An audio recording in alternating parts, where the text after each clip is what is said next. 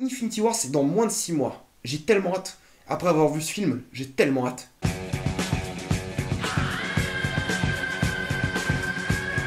Thor Ragnarok avec spoiler. J'ai une vidéo sans spoiler que je vous conseille d'aller voir, qu'elle sera complémentaire à celle-ci, parce que là on va tout spoiler. Attention, on spoil Thor Ragnarok. Je vous l'ai dit, j'ai absolument kiffé ce film d'un bout à l'autre. Déjà le début, avec un Thor emprisonné dans une cage, avec un vrai sens d'humour, avec sa belle chevelure blonde qui reste pas longtemps, et il est en train de parler grosso modo au dieu du Ragnarok, au dieu qui va causer la mort du temps et d'Asgard en gros quoi, qui va détruire son monde. Il est en train de faire des blagues avec. Parce qu'il sait qu'il va s'en sortir, il sait qu'il a son marteau, il sait qu'il est en confiance, il sait qu'il a aucun problème et qu'il va le déglinguer. Et c'est ce qui se passe, et c'était hyper drôle, c'était sur Immigrant Song de Led Zeppelin, la Corée était super avec Thor qui s'en fout en fait, il balance son marteau, il tape tout le monde, il s'amuse, le dieu, je sais pas, Sutur, je sais pas comment il s'appelle, il est là comme ça, genre, je vais te tuer, je suis grand, je vais te détruire. Non, ça arrive pas parce que Thor est plus fort que toi, t'es pas dans la flamme éternelle, t'es pas géant, tu sers à rien. Et Thor s'en amuse, il y a son gros chien qui est derrière enchaîné qui veut le bouffer. Et Thor il est là en train de dégommer tout le monde, il s'amuse. Il y a même ce moment où il tourne autour, et j'ai trouvé ça très drôle. Il tourne, il enchaîne, il fait excuse-moi, je reviens, il faut que je te revoie. Et le démon qui commence à s'énerver, mais il sait qu'il peut rien faire grosso modo, mais il essaye. Et j'ai bien aimé ce contraste entre Thor qui est hyper confiant, qui fait des blagues, et l'autre côté le gars qui sait qu'il est faible, il va se faire complètement claquer. Genre. Thor s'en va de là, il y a le gros chien qui le suit. Sur Immigrant Song, il y a ce bout de synthé qui apparaît par-dessus. C'est hyper entraînant comme musique, années 80. Il s'en va, il arrive. Le Heimdall, enfin pas Heimdall, mais le remplaçant d'Heimdall le téléporte. C'est dégueulasse, il y a plein de cervelles de monstres bizarres, de démons, de Satan, de partout. Il était en train de pécho ses meufs, en train de faire ce move avec son petit jouet là, hein, pas du tout, aucune connotation sexuelle, pas du tout. Quand il y a Faux Heimdall qui téléporte Thor, il y a la musique à fond, cette musique des années 80, ce thème qui revient souvent dans Thor, cette musique qui est vraiment mémorable et qui marque Thor Ragnarok. Et là, j'étais à fond dedans. Là, j'avais des frictions, j'étais à fond.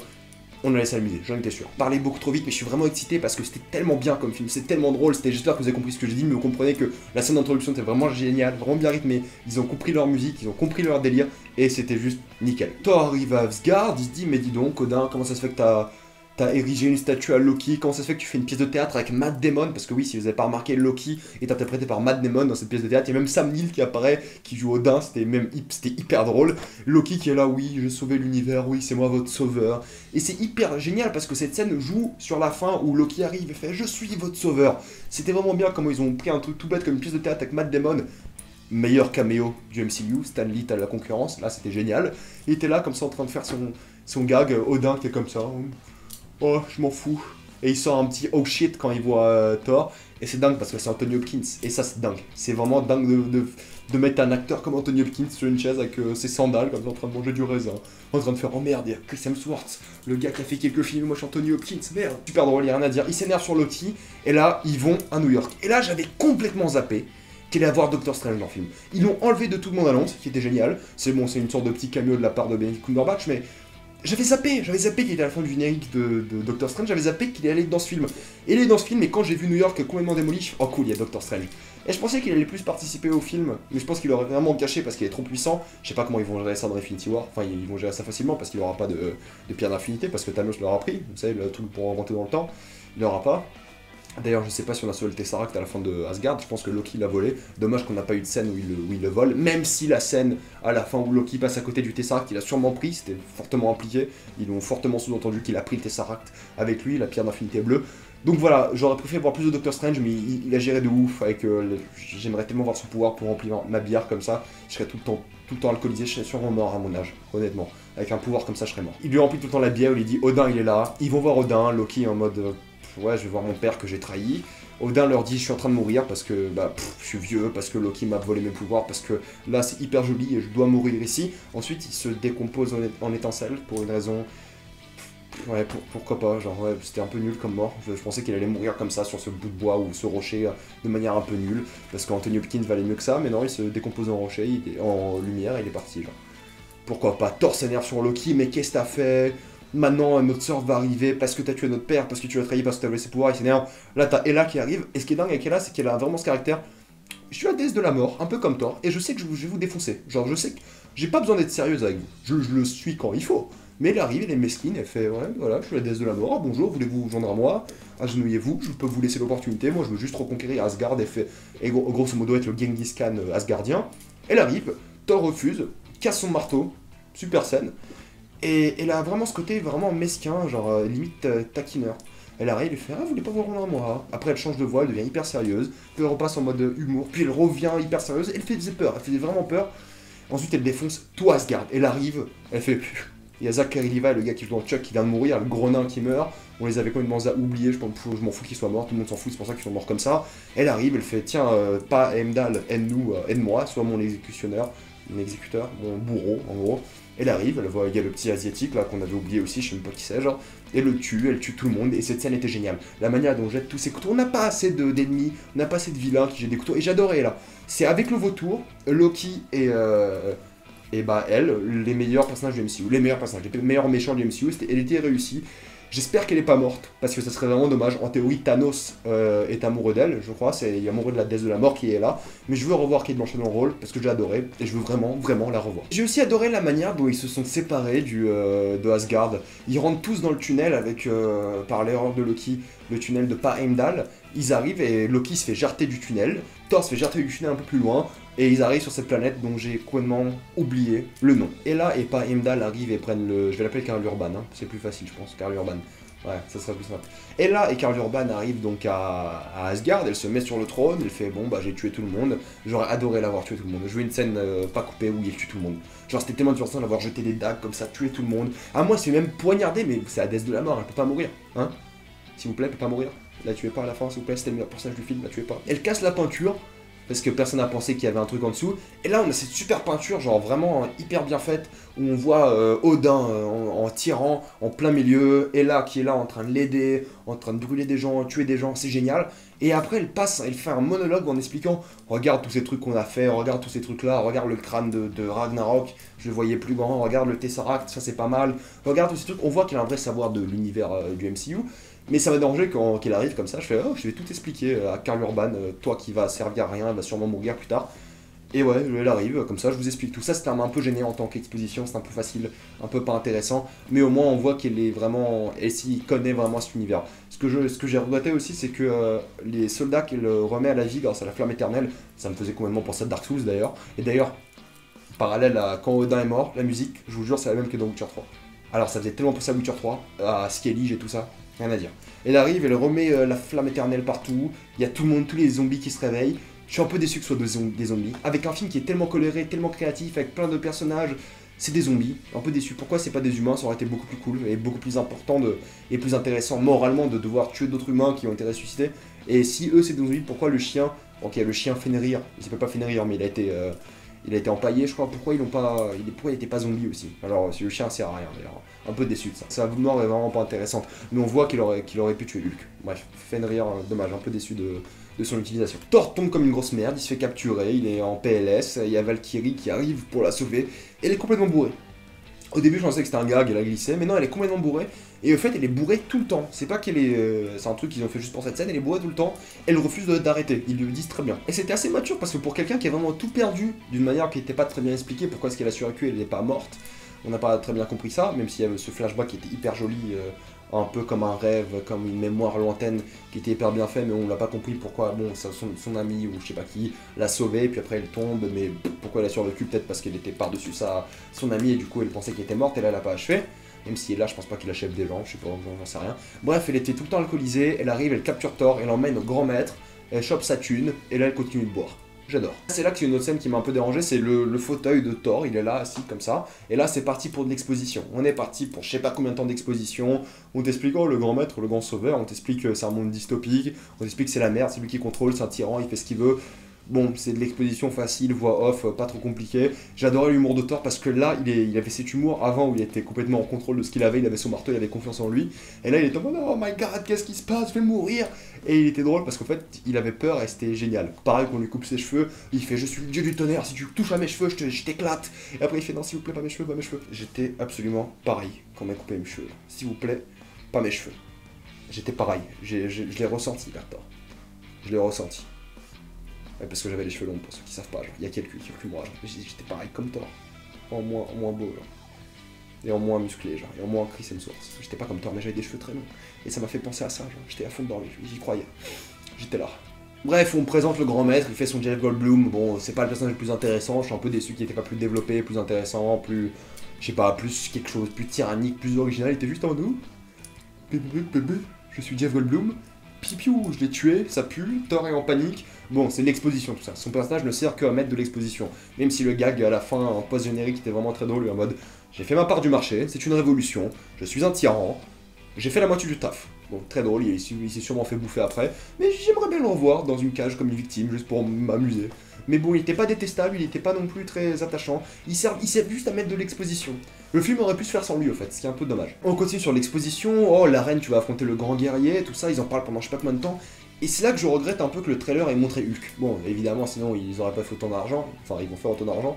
Mais je suis un peu déçu qu'ils aient montré Hulk, j'aurais adoré qu'il soit un peu plus discret, un peu plus subtil, qu'il peut-être J'en sais rien, mais je suis un peu déçu d'avoir montré Hulk parce que tout le film nous dit oh ça va venir, ça va venir, ça va venir, c'est Hulk. Et on sait tous que c'est Hulk et tout le monde nous dit genre le grand champion, Loki même vient nous dire fait je sais pas qui c'est mais j'ai parié contre toi donc essaie de mourir, etc. etc. Bon, un peu déçu qu'on l'ait vu dans le trailer, mais sinon tout le build-up était vraiment marrant à voir avec la Valkyrie qui est détestée par la main droite de Sa Majesté Jeff Goldblum. Et de l'autre côté, quand il y a Thor qui est dans ce cercle vicieux là, ils appellent ça un cercle vicieux, il y a le réalisateur qui interprète Mick, comme, je sais pas comment il s'appelle, le gars rocher.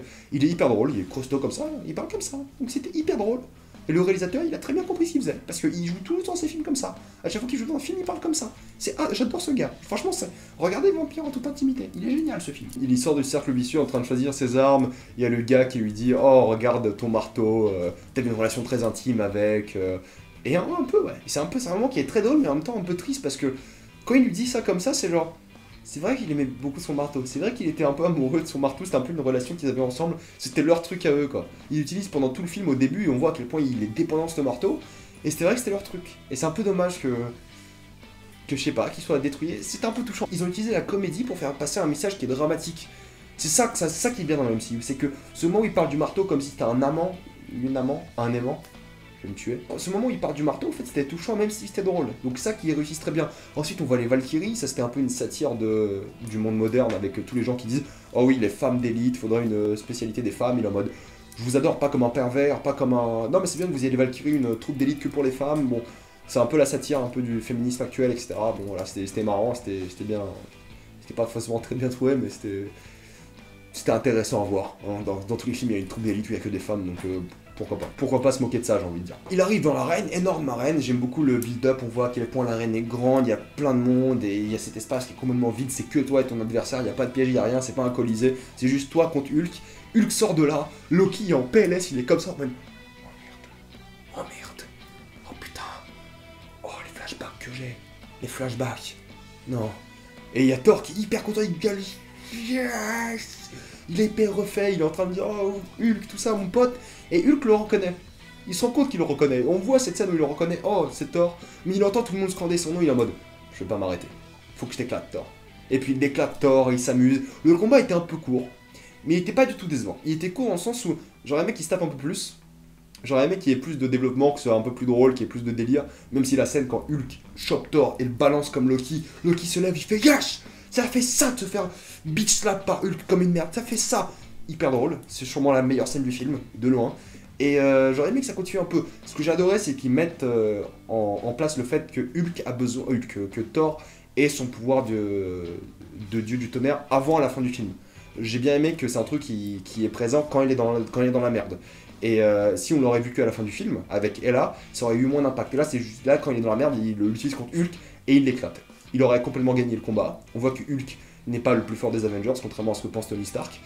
Et on voit que sans cette petite puce qu'il avait sur le coup, il aurait gagné le combat. Combat très drôle, j'ai bien aimé d'ailleurs la mise en scène de la fin où Hulk arrive et écrase Thor, et il y a juste sa main comme ça sur le poing de Hulk.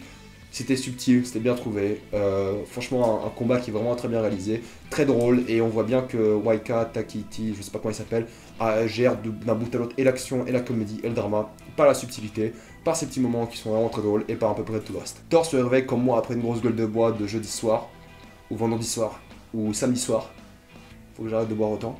Il se réveille, il voit Hulk dans sa baignoire, Hulk lui fait hey, mon pote, Il sort de sa douche et là on voit son énorme bite. Et Thor qui est en mode je peux pas ne plus voir ça dans ma vie. C'était... Waouh. Waouh. Scarlett Johansson doit être contente. Hein. Et ils sont en train de se taquiner, ils sont en train de jouer, ils sont en train de se battre, enfin ils sont en train de voilà, ils sont en train de s'amuser en tant que potes. Ils s'énervent un peu, ils s'échangent quelques insultes. On voit bien que Hulk c'est quand même un grand bébé. Il se met des fois, il a un moment genre pas content Hulk. Et c'est marrant de le voir comme ça, j'aime bien celui qui parle, qui est différent. Et j'adorais voir toute l'alchimie qu'ils avaient tous les deux, était vraiment génial, même avec Bruce Banner plus tard. Mais l'alchimie entre Hulk et Thor était vraiment très intéressante parce que c'est quand même des personnages qui sont très similaires dans ce qu'ils veulent. Hulk a enfin trouvé une maison où il est apprécié, où il est adoré, contrairement à la Terre, et ça lui fait du mal. C'est ça avoir du drama dans la comédie. C'est fait utiliser la comédie pour dire des vrais trucs qui font vraiment mal à des personnages. C'est ça qui marche bien dans le film. C'est qu'il y a tout ce moment où Hulk en mode la Terre me déteste, et il dit ça de manière drôle, mais c'est vrai. Combien de choses vous dites dans votre vie en faisant des blagues alors que c'est vrai. Il dit ça de manière, la Terre me déteste, je m'en fous, je les aime pas. Ici on m'adore, on fait des festivals à mon nom, tout le monde scande mon nom, on m'adore. C'est pour ça qu'il était très énervé quand ils ont commencé à scander Thunder, Thunder, un peu comme un concert de AC/DC. Il parle avec Hulk, s'entend très bien avec la Valkyrie, ils auraient dû se pécho dans le film, mais ils l'ont pas fait, ils auraient dû. Moi je vote pour que dans Infinity War ils se pécho ces deux-là. Ça aurait été très bien. Ils se mettent d'accord pour piéger la Valkyrie, Thor est un peu comme ça, il arrive, ça arrive à tout le monde, moi je le fais tout le temps ici, quand je parle à des gens. Je vous jure ça arrive trop souvent, c'est hyper chiant, c'est hyper gênant. Ils se mettent d'accord, ils essaient de parler, Thor jette un ballon qui lui revient dans la tête, et ça c'est des moments drôles. Ça c'est des moments drôles où il y a des vrais enjeux qui sont mis en place, mais on joue avec des moments comiques. Ça gâche pas l'effet dramatique, ça gâche rien du tout, c'est juste une petite blague. Et qui gâche pas parce qu'il y avait rien d'important qui se passait, c'est juste une discussion avec des gens, il n'y avait pas d'enjeu réel à ce moment-là. Du coup il aurait très bien pu se relever, dire oh, c'était qu'un ballon, tout ça. Thor s'échappe, il trouve le Queen Jet, j'ai pas compris la blague du Point Break, je sais pas d'où elle vient. Pour le coup, je sais pas d'où vient cette blague du Point Break. Hulk le voit, il fait non, tu restes ici, t'es mon pote, tu restes là. Il voit Natasha Romanoff, ils sont transformés en banner. La grande majesté s'énerve en mode qu'est-ce qui se passe, retrouvez-moi Hulk, faites un festival à son nom, montrez-lui qu'il est important, trouvez-moi Thor, butez-moi ça, ramenez-le, faites ce qu'il faut, mais ramenez-moi ça. Ils sont en train de parler avec Bruce Banner, j'ai bien aimé son retour à la réalité, de à quel point c'est dangereux pour lui, à quel point en fait Hulk est néfaste pour lui parce qu'il a passé 2 ans en Hulk, il est en train de parler de la Sokovie. Et entre temps, j'ai vraiment pensé à quel point il s'est passé tellement de temps entre la Sokovie et maintenant, il y a eu tellement de films, il y a eu tellement d'événements, j'ai l'impression que ça fait 10 ans alors que ça fait 2 ans. Avengers 2 c'était il y a 2 ans, vous vous rendez compte? Ils sont en train de discuter, ils sont en train de lui réfléchir la mémoire, il essaie de pas s'énerver et ils se mettent d'accord pour faire équipe et pour retourner un peu à Asgard. Hulk et Thor rejoignent notre alcoolique préféré, ils essaient de voler un vaisseau, ils retrouvent Loki, là ils ont tout un dialogue sur l'anus de Satan, sur tout ce délire. Bon bref, c'est hyper drôle, il raconte cette histoire avec le serpent, avec Loki qui le traumatisait Thor, et tout cet humour-là que j'adore, surtout avec Get Help, avec Thor et Loki tout à l'heure, on voit qu'il y a un vrai drama personnel derrière. On voit que l'histoire avec Thor qui disait « Oh, il s'est transformé en serpent que j'adore, et ensuite il m'a poignardé ».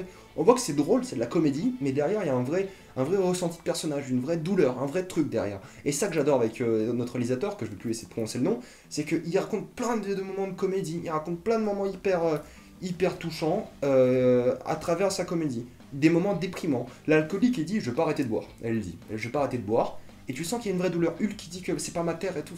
Et c'est ça que j'adore. Et là, pareil, elle a pas de cet humour-là. Et c'est pour ça qu'elle a plus de confiance en elle. C'est ça sa force, c'est qu'elle a confiance en elle, elle a peur de rien. Et du coup, elle a pas trop de droit à son humour. Parce qu'elle a rien de déprimant chez elle. Alors que Thor l'a perdu sa confiance. Il a perdu son marteau, il a perdu Mjolnir, il a plus rien. Il vole un vaisseau, il essaie de s'échapper. Bon, c'est une scène très marrante, la musique est géniale pendant cette scène avec tous les vaisseaux qui suivent. Ça fait très Star Wars, très Gardien de la Galaxie, très Space Opera. Il rentre dans l'anus du démon, de Satan ou je sais pas quoi. Et tout le monde est parti. La révolution a gagné, notre réalisateur qui interprète le Grand Rocher s'en va avec un gros vaisseau et Loki qui est là en mode trop fier, vous avez besoin d'un leader. L'arrivée à Asgard est un peu hypée, Thor est là, comment on va faire pour battre Hela? Je vais me transformer en dieu du tonnerre et on va lui péter le cul. C'est un peu ce qu'il dit. Il se fait complètement éclater, il se fait poignarder, il perd un œil, il a un œil en moins, c'est un gros délire. Et ce qui se passe c'est que pendant toute cette scène, ce climax est génial parce que toutes les scènes d'action sont dans un endroit très limité à chaque fois, c'est toujours un pont, c'est toujours une arène, c'est toujours un endroit où Hela défonce tout le monde. Et d'ailleurs les moments où les scènes d'action sont un peu cassées par exemple Hulk qui sort de l'arène, on avait notre périmètre qui est cassé par ce mouvement pour attaquer Thor. On a tous ces moments où Hulk se bat avec Fenrir et il tombe du pont, ça casse un peu, on s'y attendait pas, ça casse le rythme et ça dynamise la scène. Et tout ce qui se passe sur le pont, bah en fait c'est périmétré, c'est le champ légal de combat. Et ça que j'ai adoré, c'est que les scènes d'action sont tellement intimes, tellement fortes parce qu'on est dans un périmètre, parce qu'on est dans un endroit qui est bien clos. Et quand les clôtures sont brisées, bah là ça devient encore plus intéressant. J'ai adoré là, même si c'est pour moi la reine de l'exposition plus que la reine de la mort ou la déesse de la mort, je trouve qu'elle a pas assez de personnalité, mais je pense vraiment que son arc narratif sera plus important sur Infinity War 1 et 2. Parce qu'elle n'est pas morte, du moins je ne le pense pas, elle ne devrait pas être morte car sinon c'est une erreur fatale. de la tuer, mais elle devrait être avec Thanos dans Infinity War 1 et 2. Les scènes d'action sont géniales, il y a Heimdall qui se bat avec un peu les zombies de Hela, il y a Fenrir et Hulk qui se battent, il y a notre Valkyrie qui défonce tout le monde avec des feux d'artifice derrière, le pont est cassé, et là il reste plus que Hela. Notre pas Heimdall a eu sa rédemption, car l'Urban il a essayé de sauver l'autre, il se fait tuer comme une merde par Hela. Et c'est là qu'Hela m'a un peu déçu, c'est que même si bon c'est Thor, le dieu de la foudre, et qu'elle se fait mettre un peu en PLS par Thor, pour moi elle aurait pu, je sais pas, je me suis senti un peu déçu par le fait qu'elle se batte aussi mal avec Thor, même si les enjeux étaient là. Mais même si j'adorais la scène avec Thor et Odin, c'est très touchant avec ce moment, genre tu es mon fils, tu es plus fort que moi, même si je m'y attendais complètement qu'ils disent que tu es plus fort que moi. Mais c'est touchant, il a regagné confiance, et là on a vu Anthony Hopkins pour la dernière fois dans le MCU.